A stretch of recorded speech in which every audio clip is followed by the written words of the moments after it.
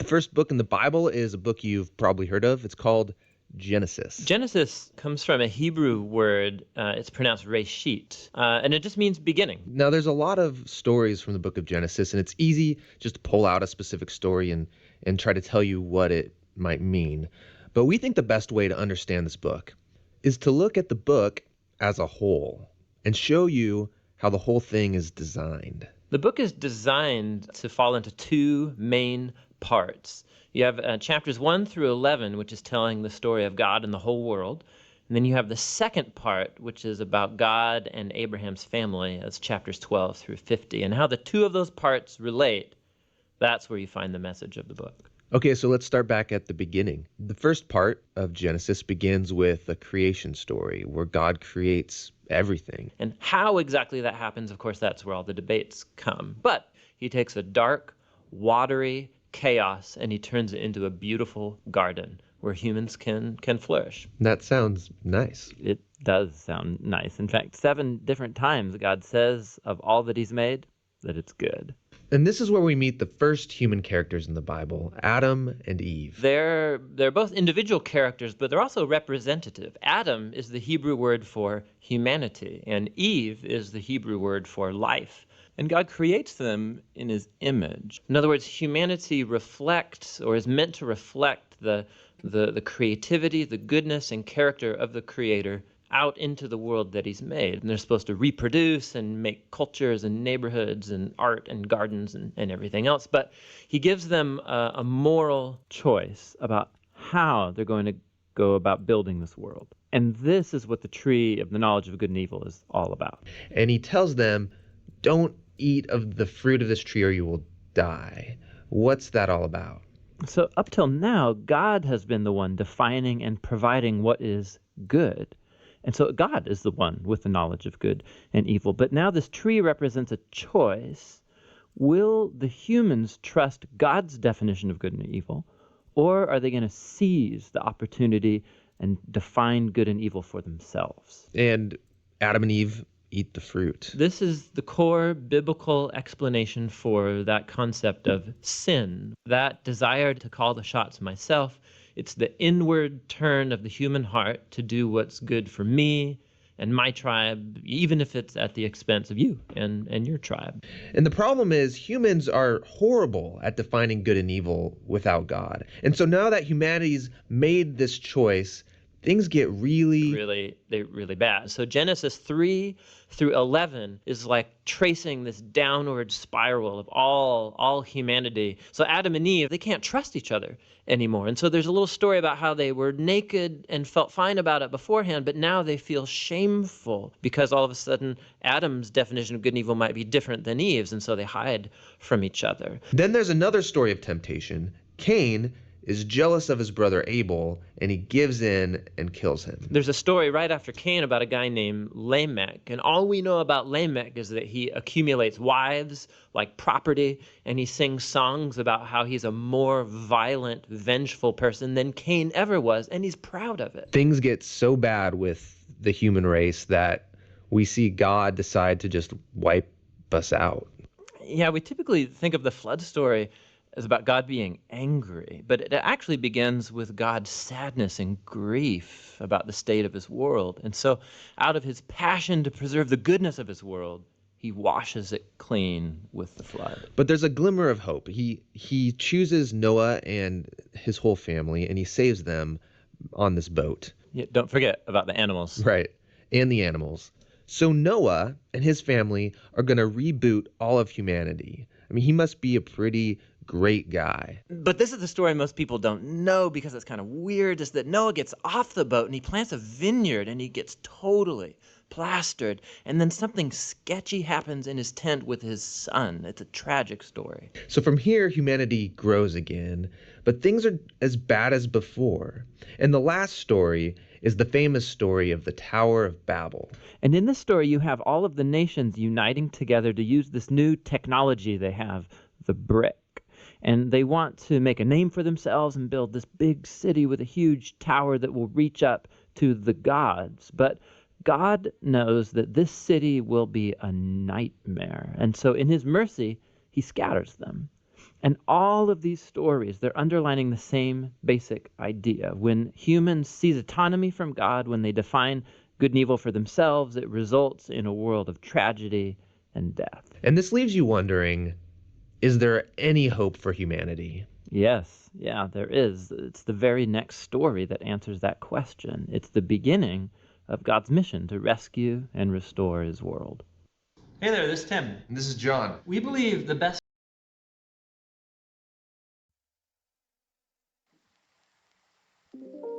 Hi, everybody. Thank you for watching that with me. It's nice to see you. Goosey, Mighty Lion, thank you for coming through. Kageno Senshi, you were Mayhem Panda. You changed your name. I appreciate you for coming back. I double checked. I'm like, who is this person? But it's been a long time. Happy New Year. Happy holidays, everybody. Yes. Oh, there is no schedule, Mighty Lion, but just whenever the boys go down, that's when we have a chance to do something. So, no, okay. Did you choose to leave yourself? Was that a voluntary choice, or have you just been taking a break? Oh, that's really sweet of you both. I really appreciate you letting each other know. Hey, we're here for it. I have also been unemployed for a time, so really trying to hunker down on whatever it is the Lord wants us to do each and every day, and sometimes it's kind of tough, but I hope that you're able to find purpose in everything that is in front of you. So I wanted to go over today, we had ended the first part of Genesis, where Eve takes the fruit, and you saw from the video, it was a choice. It was less the fruit that was the problem from the tree of good and evil, but it was the decision to walk away from God's guidance and to make decisions for ourselves to define what good and evil is. She went ahead and had Adam partake, and then from there we see the spiral of shame and regret from this decision that was made. But God never left them. I don't ever complete any coloring challenge that's incomplete, totally incomplete, and also very ugly. But thank you for hanging out during that session too. You've been happy? Okay. Oh, I'm so happy to hear that. No. I mean, there are a lot of LA folks affected, so our family is safe, but my daughter's friends, many of them have lost their houses. They also lost their school, so that was a school that she would have gone to had we not moved here where we are now, without giving away too much. But thank you for checking in. It's really sweet of you. It really goes to show, that whatever's put on the news, folks go, I know some folks out there, and so everyone who reached out, really appreciate that. So gonna share something a little bit different. Okay, we have, I don't know if you've heard about this. It's called the Gen Z Bible. Okay, it's quite ridiculous, but I purchased it for my daughter, and I was really careful about the reviews for it. We don't want to take the Lord's word and make a mockery of it, okay, because it is a gift to us. But this is similar to when you ask someone, hey, tell me the story about the creation, and then they tell you in their own words. So I find that the Gen Z Bible is like that. Listening to someone who is of the Generation Z explain to you what they believe these stories. It does give honor to God. It does give honor to Jesus Christ. And so it is acceptable for just lightening purposes, because I know that a lot of scripture can be a little bit daunting and sometimes convicting. So it is a lighter way to express his word. But urban wildfires, is that a show? You're talking about a show. And so we're going to go ahead and hop in. But Mighty Lion, thank you again for coming through. It's always nice to see you. How were your holidays? How was the new year for you? I know that, you were talking about the long story of not working, but I hope that you were at least able to enjoy the holidays, the fire. It's still odd to think about urban wildfires. Oh, right. Yes. They are affecting mostly where there is plant life and like dry. We are in a desert, and a lot of these places are mountainous, and many of them I have been hiking frequently. And if you would look around, the plant life was very dry, so easy to catch fire, and not uncommon. The winds are interesting. God's hand is all over this place. We have a lot of property that has been damaged, and the firefighters are working really hard to put it all out. So it's been raining ashes today, but at least the air quality is not as bad. But I can still smell the smoke in the air. My son and I had stepped out, and you can smell it out there. It's been great. That's good to know. That makes me really happy. And people can't always say that when they're not working. They feel sometimes purposeless. My husband was telling me that there is a direct correlation between unemployment and mortality. When people aren't working, when they don't feel like they have a purpose, they're really down on themselves and hurt themselves, whether intentionally, unintentionally. But alcoholism is a big one that people get onto, and they don't feel like they are living up to their best selves. So I'm glad to know that you're okay. Oh, great. That is awesome. Severance is the best ever. That show on Apple TV is also very good. I highly recommend it. It's awful. I mean, well written, but it makes you feel just, ugh. Having life purpose is so very important. Agreed. Without it, we are just wandering aimlessly. Now, we are going to hop into Cain and his relationship with Abel, his relationship with the Lord, and how that just leads into what God had to do afterwards, and his relationship with Noah and his family, and really the entire world. So bear with me. This is Genesis chapter 4. Now, Abel knew Eve his wife, and she conceived and bore Cain, and said, I have acquired a man from the Lord. Now she bore again, this time his brother Abel. Now Abel was a keeper of sheep, but Cain was a tiller of the ground. And in the process of time it came to pass that Cain brought an offering of the fruit of the ground to the Lord. Abel also brought of the firstborn of his flock and of their fat. And the Lord respected Abel and his offering, but he did not respect Cain and his offering. And Cain was very angry, and his countenance fell. So the Lord said to Cain, Why are you angry? Why has your countenance fallen? If you do well, will you not be accepted? And if you do not do well, sin lies at the door, and its desire is for you, but you should rule over it. Now, Cain talked with Abel his brother, and it came to pass, when they were in the field, that Cain rose up against Abel his brother and killed him. Then the Lord said to Cain, Where is Abel your brother? He said, I do not know. Am I my brother's keeper? And he said, What have you done? The voice of your brother's blood cries out to me from the ground. So now you are cursed from the earth, which has opened its mouth to receive your brother's blood from your hand. When you till the ground, it shall no longer yield its strength to you. A fugitive and a vagabond you shall be on the earth. And Cain said to the Lord, My punishment is greater than I can bear. Surely you have driven me out this day from the face of the ground. I shall be hidden from your face. I shall be a fugitive and a vagabond on the earth. And it will happen that anyone who finds me will kill me. And the Lord said to him, Therefore whoever kills Cain, vengeance shall be taken on him sevenfold. And the Lord set a mark on Cain, lest anyone finding him should kill him. So this Gen Z Bible is hilarious, mighty life. It's hilarious. And also, I confirm, respectful to the Lord and his word. Okay.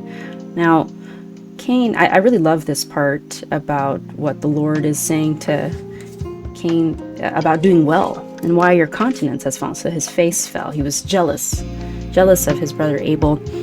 Cain had offered to the Lord a basket of veggies, and Abel had offered up the firstborn of his sheep. God favored Abel's. And I think we tend to think about God's preference for meat over vegetables. Not necessarily true. Abel gave the best of what he had to God. And think about in our own lives, everything that we do, putting our best selves forward, giving our best in everything that we put our hands to. God can see the intentions of everything that we do, and we also can see it in each other. When someone gives you a gift, when your children give you macaroni necklaces, you can tell, you can sense how much effort was put into it. So this is why the Lord favored Abel because he tells Cain, why are you angry? Why has your face fallen? You know what you're supposed to do. And so if you do what you're supposed to do, you will be favored. But when you don't do it, sin comes crouching at your door. So there's a bigger implication here, that when you're looking at someone else and you feel that you're in competition with them, and envy comes about as it did with Cain, your focus is in the wrong place, and this is where sin wins. And it looks for us, it searches for us, it finds opportunities, it finds an in to separate us from God and each other. Okay, so this applies to all of us. He tells us that we should rule over it. So you have the power to rule over these thoughts, talking about taking every thought captive to Christ. That moment when we choose to cut corners is similar to Cain's situation. All the corporations out there who kill the competition rather than step up their own game to create quality products or services. This is why we find ourselves in this capitalist society where it's dog eat dog, and we're feeling that now. We continue. The family of Cain, he was concerned that the curse that's upon him now when he goes out and about, that he would be killed, but God set a sign upon him that no one shall kill you. Then Cain went out from the presence of the Lord and dwelt in the land of Nod, on the east of Eden. And Cain knew his wife, and she conceived and bore Enoch. And he built a city, and called the name of the city after the name of his son Enoch. To Enoch was born Irad, and Irad begot Mehujael, and Mehujael begot Methusael, and Methusael begot Lamech. Then Lamech took for himself 2 wives. The name of one was Ada, and the name of the second was Zillah. And Ada bore Jabal. He was the father of those who dwell in tents and have livestock. His brother's name was Jubal. He was the father of all those who play the harp and flute. Until we continue down the lineage of Lamech. Lamech is not a God-fearing man, but to replace Abel, Adam and Eve have another son, Seth. Okay, so we'll go down the family. I hate to say bore you, but it's sometimes hard to pay attention when we continue to go down genealogy. So we continue down the genealogy of Adam, and we're going to get up to Noah. Okay, so finally, Noah begot Shem, Ham, and Japheth. Now it came to pass, and so we'll hop in now to Noah. Now it came to pass when man began to multiply on the face of the earth, and daughters were born to them, that the sons of God saw the daughters of men, that they were beautiful, and they took wives for themselves of all whom they chose. And the Lord said, My spirit shall not strive with man forever, for he is indeed flesh, yet his days shall be 120 years. There were giants on the earth in those days, and also afterward, when the sons of God came in to the daughters of men, they bore children to them. Those were the mighty men who were of old, men of renown. Then the Lord saw that the wickedness of man was great in the earth, and that every intent of the thoughts of his heart was only evil continually. And the Lord was sorry that he made man on the earth, and he was grieved in his heart. So the Lord said, I will destroy man whom I have created from the face of the earth, both man and beast, creeping thing, and birds of the air, for I am sorry that I have made them. But Noah found grace in the eyes of the Lord. This is the genealogy of Noah. Noah was a just man, perfect in his generations. Noah walked with God, and Noah begot 3 sons, Shem, Ham, and Japheth. The earth also was corrupt before God, and the earth was filled with violence. So God looked upon the earth, and indeed it was corrupt, for all flesh had corrupted their way on the earth. And God said to Noah, The end of all flesh has come before me, for the earth is filled with violence through them, and behold, I will destroy them with the earth. Make yourself an ark of gopher wood, make rooms in the ark, and cover it inside and outside with pitch. And this is how you shall make it. The length of the ark shall be 300 cubits, its width 50 cubits, its height 30 cubits. You shall make a window for the ark, and you shall finish it to a cubit in its side. You shall make it with lower, second, and third decks. And behold, I myself am bringing flood waters on the earth, to destroy from under heaven all flesh in which is the breath of life. Everything that is on earth shall die, but I will establish my covenant with you, and you shall go into the ark, you and your sons your wife, your son's wives with you. Hi, Venus. Thank you so much. You left. Wow. Oh, you know what? The air quality is not that great, but we're sticking it through. I'm so happy to see you, and I'm glad that you two made that decision. Good for you. Also glad. I hope that you didn't have to get any false evacuation warning, because we did.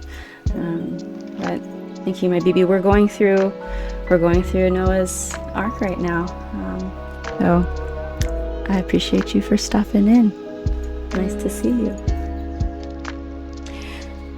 And God said to Noah, "The end of all flesh has come before me, for the earth is filled with violence through them. And behold, I will destroy them with the earth." I think I read that part, actually. Yes. "And every living thing of all flesh you shall bring 2 of every sort into the ark, to keep them alive with you.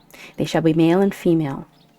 Of the birds after their kind, of animals after their kind, and of every creeping thing of the earth after its kind. 2 of every kind will come to you to keep them alive. And you shall take for yourself of all food that is eaten, and you shall gather it to yourself, and it shall be food for you and for them." Thus Noah did, according to all that God commanded him, so he did. Okay, so you did. You got 2 false ones? No, that's so frustrating.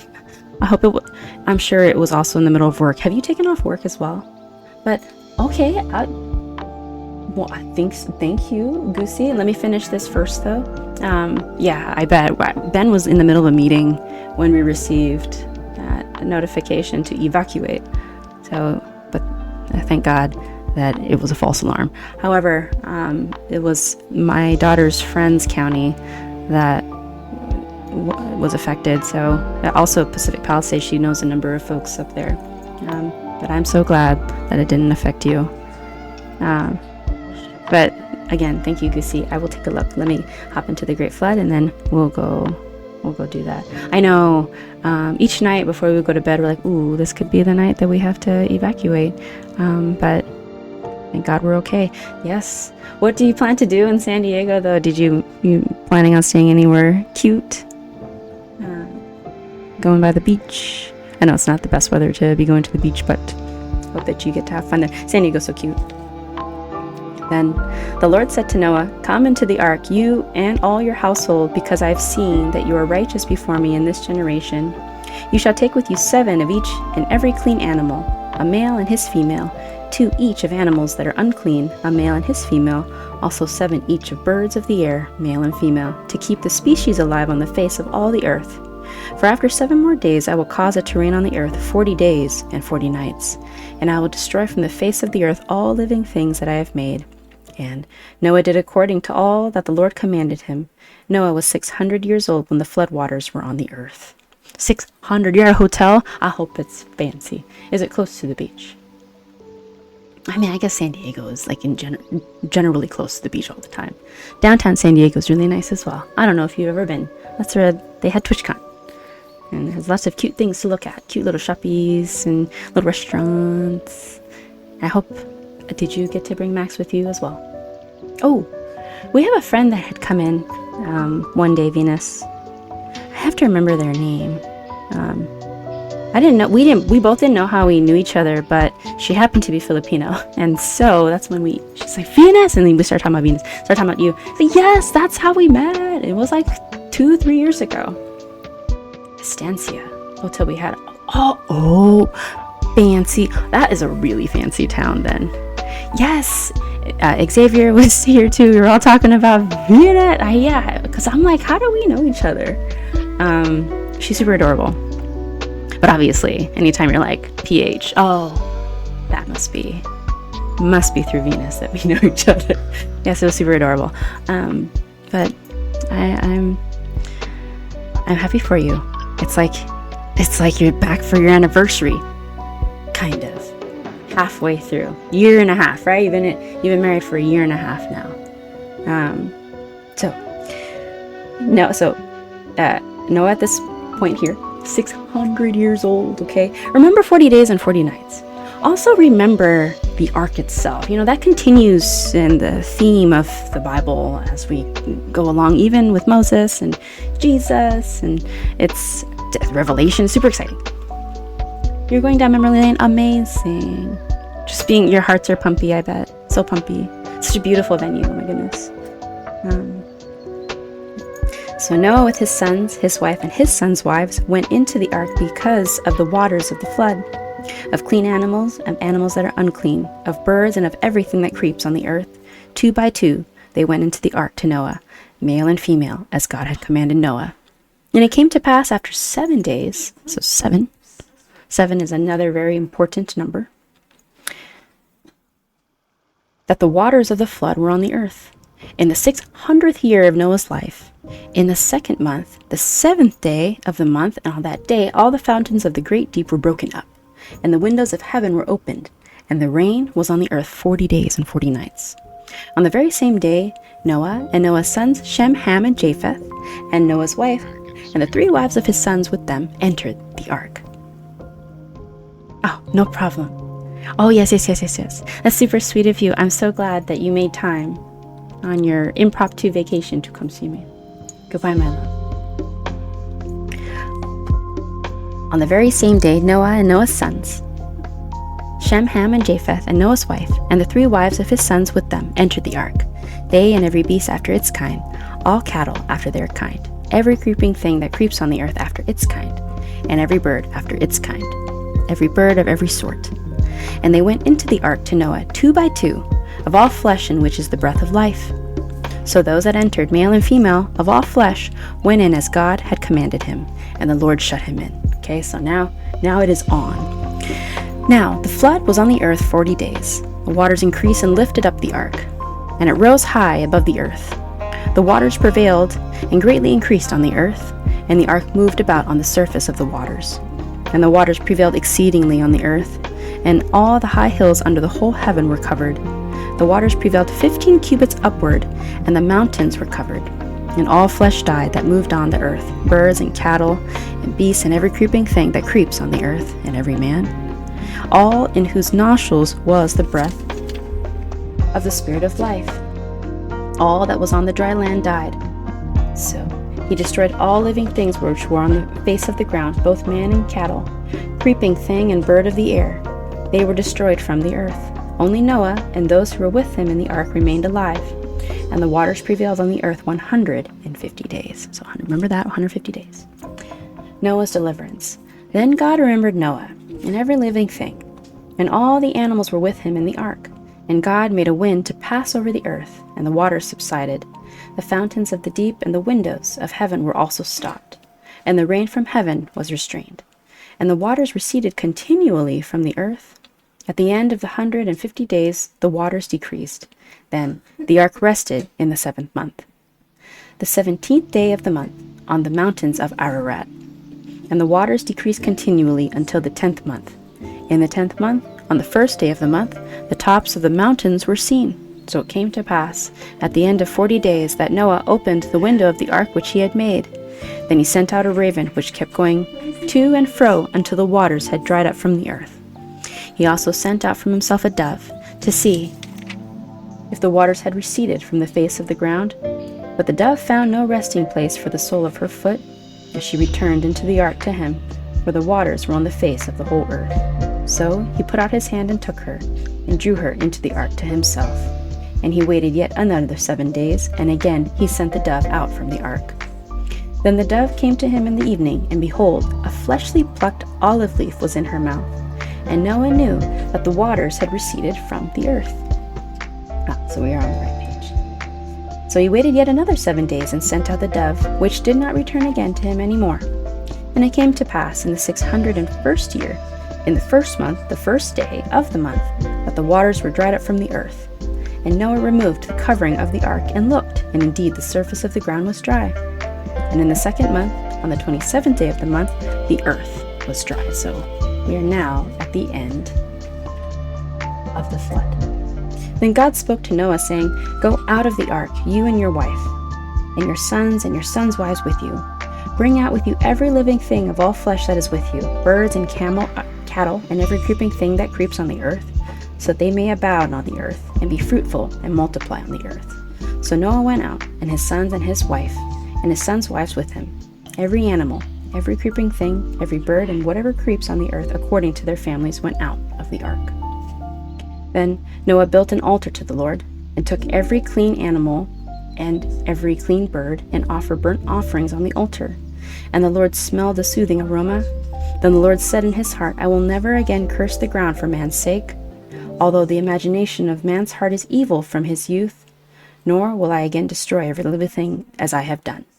While the earth remains, seed time and harvest, cold and heat, winter and summer, and day and night shall not cease. So God blessed Noah and his sons, and said to them, Be fruitful and multiply, and fill the earth.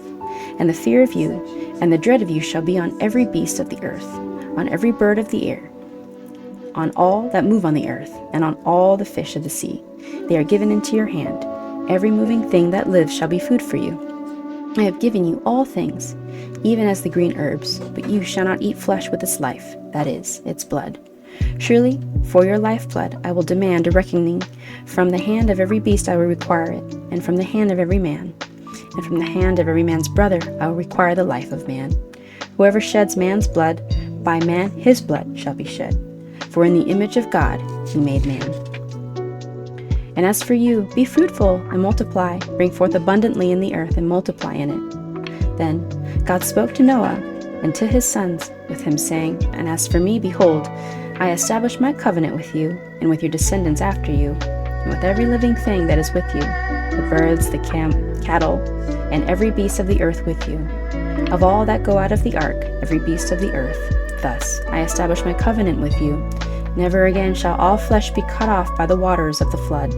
Never again shall there be a flood to destroy the earth. And God said, This is the sign of the covenant which I make between me and you, and every living creature that is with you, for perpetual generations. I set my rainbow in the cloud, and it shall be for the sign of the covenant between me and the earth. It shall be, when I bring a cloud over the earth, that the rainbow shall be seen in the cloud. And I will remember my covenant, which is between me and you and every living creature of all flesh. The water shall never again become a flood to destroy all flesh. The rainbow shall be in the cloud, and I will look on it to remember the everlasting covenant between God and every living creature of all flesh that is on the earth. And God said to Noah, This is the sign of the covenant which I have established between me and all flesh that is on the earth. Now, the sons of Noah who went out of the ark were Shem, Ham, and Japheth. And Ham was the father of Canaan. These three were the sons of Noah, and from the whole earth was populated. And Noah began to be a farmer. And he planted a vineyard, and he drank of the wine and was drunk, and became uncovered in his tent. And Ham, the father of Canaan, saw the nakedness of his father, and told his two brothers outside.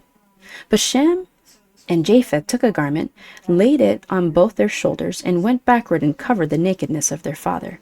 Their faces were turned away, and they did not see their father's nakedness. So Noah awoke from his wine. So this is Noah being drunk. Pasco, hi! Happy New Year! Merry Christmas! We're reading things. We're reading the Bible. How is everything for you? I hope that you're okay. Right now we're reading about Noah getting drunk, his son Ham seeing him naked, doing nothing about it, going out to tell his brothers what he sees, and the two other brothers, Shem and Japheth, took a garment, walked backwards, and then covered him to maintain his dignity. So Noah awoke from his wine, so he's drunk now. He just saw the whole world being flooded, and it has to be very stressful for him. Thank you, Basco. I hope that everything has been well for you. We got fires going on. We got layoffs happening. It's a mess right now. It's good. It's good. Hanging in there. Really leaning on God. This is that season where without Him, I think that I'd probably be drunk around now. So we just read about Noah being drunk, not be drunk ourselves, unless we're celebrating, right? No drinking alone, as my mom would remind us. I hope that you're all right, though, Basco. So I'll finish through this part and then we'll catch up. Okay? So Noah awoke from his wine and knew what his younger son had done to him. Then he said, Cursed be Canaan, a servant of servants, he shall be to his brethren. And he said, Blessed be the Lord, the God of Shem, and may Canaan be his servant. May God enlarge Japheth, and may he dwell in the tents of Shem, and may Canaan be his servant. So he's really upset with Ham, and he curses them, or curses him, and speaks of Ham as the servant of Shem and Japheth. Japheth finding shelter with Shem. And Noah lived after the flood 350 years. So after the days of Noah were 950 years, and he died. So remember, during the flood, when the flood started, he was 600 years old. And when he died, he was 950 years old. So nations descended from Noah. After that, we have, again, to all the genealogy, and I won't read through it all, but we finally hop to the Tower of Babel. But we can take a moment there. I have this, we'll talk about this, is a person called Nimrod. Nimrod is opposed to God and wants to make a tower to try to reach heaven. Okay, but God stops that. But before we get there, we have this thing, Basco, it's called the Gen Z Bible, okay? So for the sake of clarity, we already watched the Bible Project episode about Cain and Abel and Noah, because sometimes I know reading the Bible can be difficult. I have perused through the Gen Z Bible, and it is hilarious, yes, but it does give honor to God and his only begotten Son, Jesus Christ, or I would not include that in this study. But for those of you who had trouble keeping up, here we are. We'll do Cain and Abel. Fast forward a bit. This is Cain and Abel, all right? Gen Z. No problem. Thank you so much. God is so good, Basco. You enjoy the rest of your day. Happy Friday. I'm glad that everything is okay. I appreciate you for coming in. Fast forward a bit, and both bros decided to throw some gifts God's way. Cain rocked up with some farmers market specials, but Abel brought the premium, organic, free-range meat platter. God was all about that farm to heaven table, giving Abel the thumbs up and leaving Cain hanging. Not cool, thought Cain, getting all kinds of salty and throwing shade with his eyes. God, playing the celestial therapist, was like, dude, Cain, why the face? Step up your game, and you'll get a high five too, but heads up, sin's creeping on you, ready to pounce like a cat on a laser pointer. Cain, missing the memo on the brotherly love, invited Abel for a little field trip, then went full dark side and ended the brotherly bonding for good. When God's like, where's your bro Abel? Cain hit him with the first recorded not my problem. But God was already onto him, laying down the ultimate guilt trip and cursing Cain to a life of eternal wanderlust, with farming now being a bust. Cain was freaking out, thinking he was now the world's target practice. But God, in a move of unexpected mercy, slapped on the first ever do not disturb sign on cave to keep him safe from angry mobs. Cain bounced, heads to nod, east of Eden, started a family, and even dabbled in some early city planning, naming the city after his kid Enoch. Fast forward, and we meet Lamech, Cain's great-great-plus grandson, who decided monogamy was his style and married two. As kids, well, they were the ancient equivalents of a cowboy, a rock star, and a blacksmith. Lamech, perhaps feeling a bit too inspired by Cain's legacy, upped the ante on family feuds, declaring himself untouchable. Hello, Mr. Nava. Study conducted by Combank, telco provider, more revealed that 90% of Gen Zers are anxious about speaking on the phone, with some saying a phone call is one of the top 3 things they would want to avoid in life. Dang. And hello, Mario. It's nice to see you as well. Happiest New Year to you, Super Mario. Haven't seen you in a long time. We're reading the Gen Z from the Gen Z Bible after reading from the actual Bible, the story of Cain and Abel. And that is also my son. So we only have 40 minutes in. Give me just a moment, okay?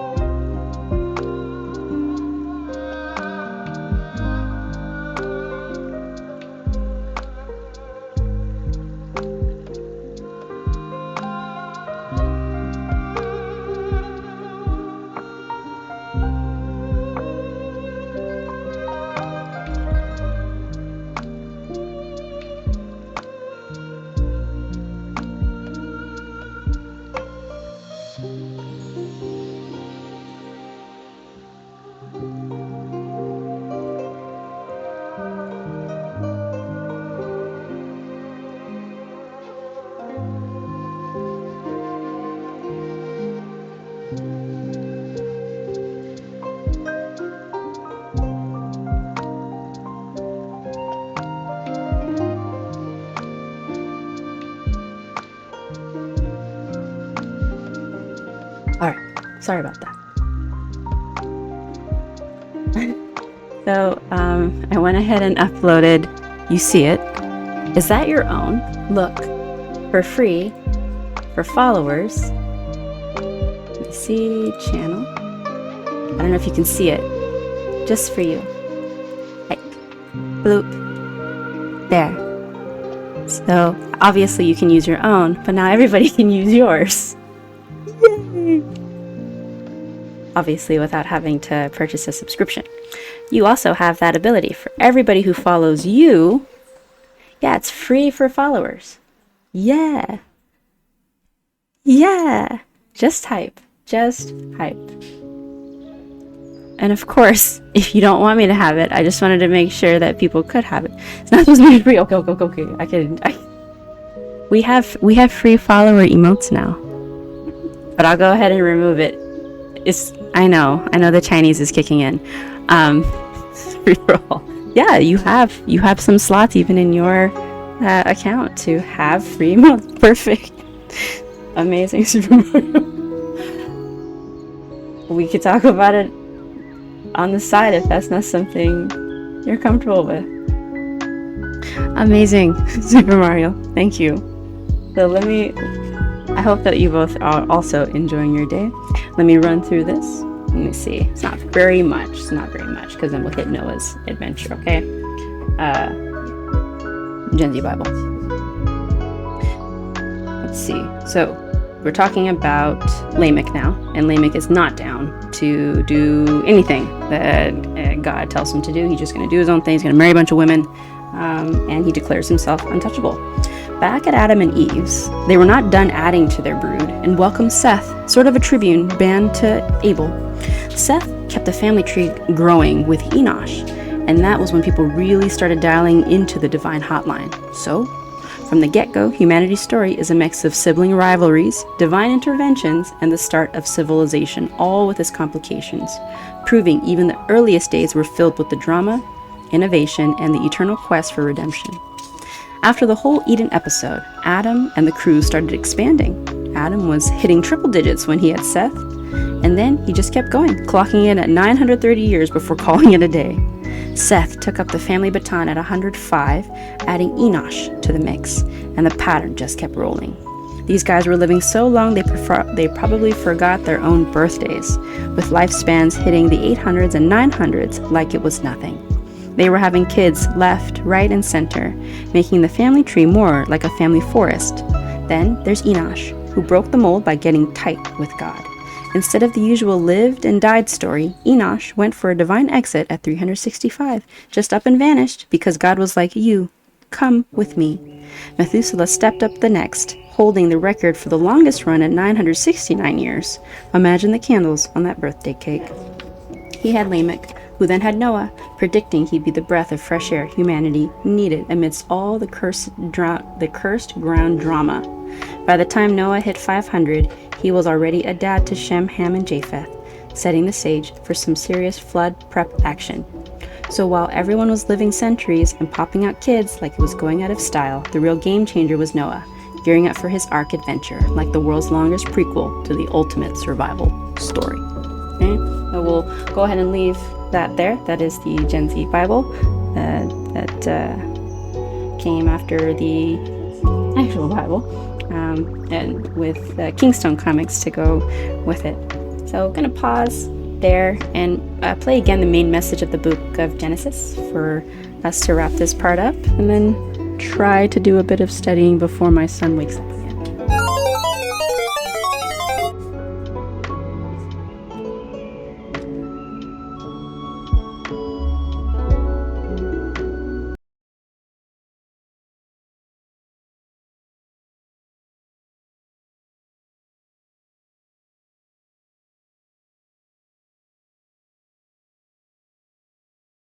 The first book in the Bible is a book you've probably heard of. It's called Genesis. Genesis comes from a Hebrew word. It's pronounced reshit, and it just means beginning. Now, there's a lot of stories from the book of Genesis, and it's easy just to pull out a specific story and try to tell you what it might mean. But we think the best way to understand this book is to look at the book as a whole and show you how the whole thing is designed. The book is designed to fall into two main parts. You have chapters 1 through 11, which is telling the story of God and the whole world. And then you have the second part, which is about God and Abraham's family. That's chapters 12 through 50. And how the two of those parts relate, that's where you find the message of the book. Okay, so let's start back at the beginning. The first part of Genesis begins with a creation story where God creates everything. And how exactly that happens, of course, that's where all the debates come. But he takes a dark, watery chaos and he turns it into a beautiful garden where humans can flourish. That sounds nice. It does sound nice. In fact, 7 different times God says of all that he's made that it's good.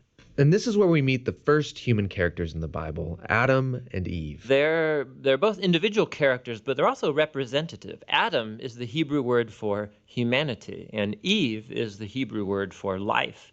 And God creates them in his image. In other words, humanity reflects, or is meant to reflect, the creativity, the goodness, and character of the Creator out into the world that he's made. And they're supposed to reproduce and make cultures and neighborhoods and art and gardens and everything else. But he gives them a moral choice about how they're going to go about building this world. And this is what the tree of the knowledge of good and evil is all about.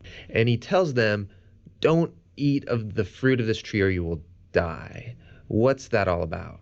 So up till now, God has been the one defining and providing what is good. And so God is the one with the knowledge of good and evil. But now this tree represents a choice.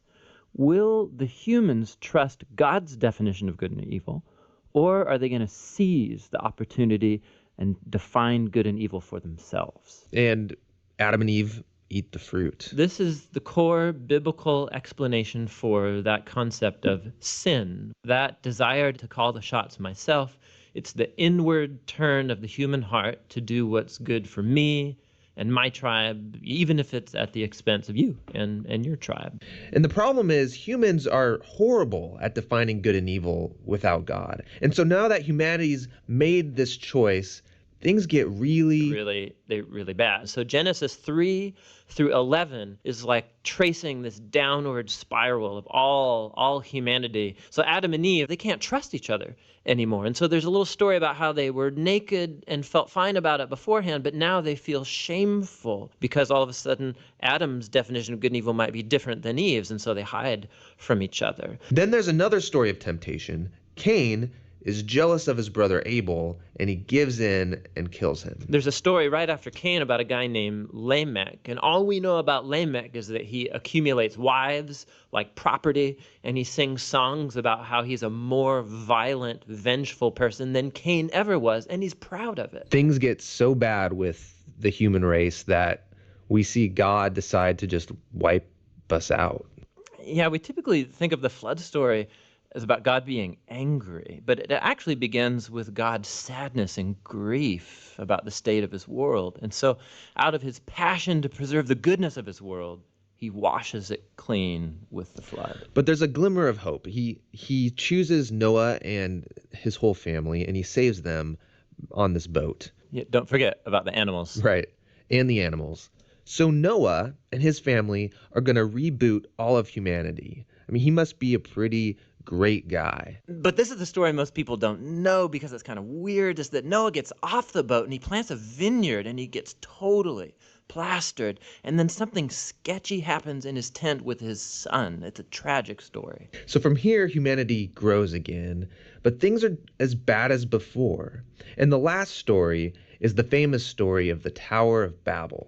And in this story, you have all of the nations uniting together to use this new technology they have, the brick.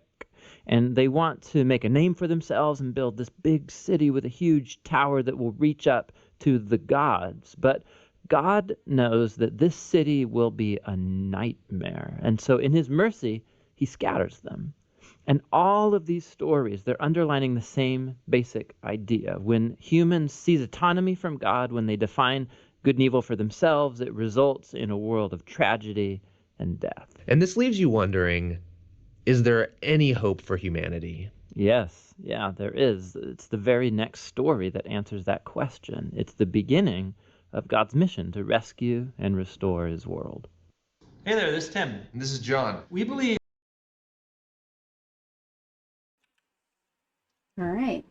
So appreciate you all for watching that with me once more. That is the sum of the three stories. Really, there's many in between Genesis chapter 1 through 10. So that's Adam and Eve and the fall of humanity, Cain and Abel, Lamech, Noah's Ark, Nimrod. He's actually he looks really cool, the way that Kingstone Comics depict him. So I do want to actually complete this story and the Tower of Babel, because it's pretty short. It's just one chapter.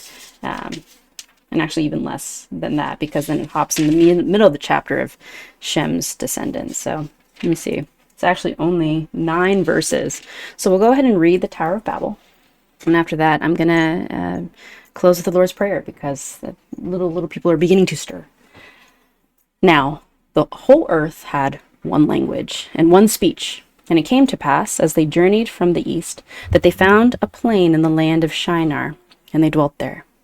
Then they said to one another, "Come, let us make bricks and bake them thoroughly." They had brick for stone, and they had asphalt for mortar. And they said, "Come, let us build ourselves a city, and a tower whose top is in the heavens. Let us make a name for ourselves, lest we be scattered abroad over the face of the whole earth." But the Lord came down to see the city and the tower which the sons of men had built. And the Lord said, "Indeed, the people are one, and they all have one language, and this is what they begin to do. Now nothing that they propose to do will be withheld from them. Come, let us go down, and there confuse their language, that they may not understand one another's speech." So the Lord scattered them abroad from there over the face of all the earth, and they ceased building the city. Therefore the name is called Babel, because there the Lord confused the language of all the earth, and from there the Lord scattered them abroad over the face of all the earth. So little chunky people, tiny chunky people. So this is, when I think of the Tower of Babel, I think of what's happening especially in tech. I just read this morning that we no longer have any data to feed AI. And think about what people have been doing with the rising of AI. They've been getting really cocky, laying off folks, thinking that they can replace paying an actual person to do the job that they suppose that AI can do. When we try to cut corners, that energy, that always has to be repaid. Wherever you put something, if you put, let's say, trash on the ground, someone's going to have to pick it up. And this is what has been happening with all the cutting of corners, trying to outsource so that we can save a little bit of money, and trying to get rid of folks because you think that AI can do it. So now that we no longer have any data to feed it, it's going to reach a plateau, which in my opinion, was good news for this morning. So we always have to be humble in the presence of what the Lord allows us to have, to never take it away from Him. Everything on this planet has been given as a gift, not to be enjoyed without Him and at the expense of each other. For anything that we do where we believe we can disregard the feelings of others, that is the... Wait, what was it that there was a rapper that said greed is the center of all evil? But not always greed. It's the disregard for those around you, disregard for what you were made for. Sin is failure to love God and others. So keep this in mind. For any time you feel like you're at your peak, everything is okay. I don't need God. I don't need other people. It's just going to be me. I have everything. That's where we begin to fall. And that was Cain's fall. That was Adam and Eve's fall. So this is a perpetual cycle that is the state of the human mind that we deal with all the time. How the mighty have fallen. This is in regards to David and Goliath as well. So Tower of Babel, the pinnacle of human genius, scattering. All right, you all. We're going to end with the Lord's Prayer. You have already heard it many times, I know, but just to make sure that it stays locked in your minds, I'm going to go ahead and grab it once again in the context in which He, and I mean He, Jesus Christ, had given it to us. I want a robot so they can do all my chores, so I can just focus on work. So they made robots do all my work. So I have no job, just to do the chores instead. I know. Same thing for artists. People are getting really cocky about that. I saw for the first time Mr. Nirvana. It actually made me and Ben pretty cranky. At the movie theater, it was a commercial by Coca-Cola, entirely done by AI. And it looked awful. They didn't want to pay artists to do so, and they just made this. I don't even want to show it because I don't want to give them any homage, but any of you take the time to look up the latest Coca-Cola advertisement done entirely in AI. It didn't feel right. Didn't look right. It was just whatever. Okay, the greed always catches up with folks, and Coca-Cola is a mighty company. Now, the Lord's Prayer. So, it's 9 through 13, New King James. Then after that, I will shut this down. Okay, so what is the context? Okay, when you pray, you shall not be like the hypocrites, for they love to pray standing in the synagogues and on the corners of the streets, that they may be seen by men. Assuredly, I say to you, they have their reward. So remember, when you pray, don't do it so that others can see you, okay? We will do it in groups, but don't do it so that you might impress other people. The Lord knows our intentions. But you, when you pray, go into your room, and when you have shut the door, pray to your Father who is in the secret place, and your Father who sees in secret will reward you openly. And when you pray, do not use vain repetitions as the heathen do, for they think they will be heard for their many words. Therefore, do not be like them, for your Father knows the things you have need of before you ask him. In this manner, therefore, pray. Our Father in heaven, hallowed be your name, your kingdom come. Your will be done on earth as it is in heaven.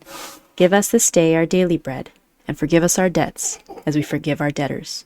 And do not lead us into temptation, but deliver us from the evil one. For yours is the kingdom, and the power, and the glory forever. Amen. For if you forgive men their trespasses, your heavenly Father will also forgive you. But if you do not forgive men their trespasses, neither will your Father forgive your trespasses. All right, my friends. So I appreciate you all for stopping by. I apologize that it is a very short stream. Pray for Brad. Aw, continuing strength down. Aw, mister. You know what? That's what I'm talking about. Remember, it's not by your strength, okay? God will give you the strength. All right, it is. We can't love like he does. We can't forgive like he does, getting up on that cross. But I really appreciate you. Oh, you know what? Maybe tell him thank you for this breath to even talk about this, Brad. It's straight for you. You know, tell him thank you for it, right? But also, sometimes I'm like, Lord, I don't even know how to love this person. Like, I feel like I can't. You know what he's done when I've said that to him? He has shown me, he doesn't always do this, okay, but he's shown me from his eyes what they look like to him and how beautiful they are. And it's changed my heart for a number of folks that I was ready to cut off. So you never know, what the Lord will do when you have a sincere heart, but it always leads you in a direction that the body cannot handle. So I appreciate you, Mr. Naval. You're super sweet. And you let me know for realsies if you need these emojis to be paid for. I understand, because you also paid Fluffy for them. He does it for you, okay? Oh, who is this anonymous gifter? Thank you. That's really sweet. Thank you for that. Wow. Okay, we're not going to start that though. Okay. Thank you so much for that sub. I really appreciate you. I hope that you all. I don't know who. Thank you so much. I have a feeling it's Jimothy. But anyway, my friends, I'm gonna go ahead and let you go. All right. I will try to come back tonight. Happy Friday, everyone. Stay safe, especially if you're in LA. But I have a feeling it's a Jimothy. Because Jimothy is a cutie. He's a cutie patootie. All right, everyone. Bye. Don't forget the Lord's Prayer. And don't remember, it's not by your strength, okay? It's by the Lord's strength that you can get through each day. I'll talk to you all soon. Back to working. Oh, no. I'm sorry. I'll see you soon, though, mister. Thank you so much. Bye. Also to you, anonymous gifter, and everyone who stopped by.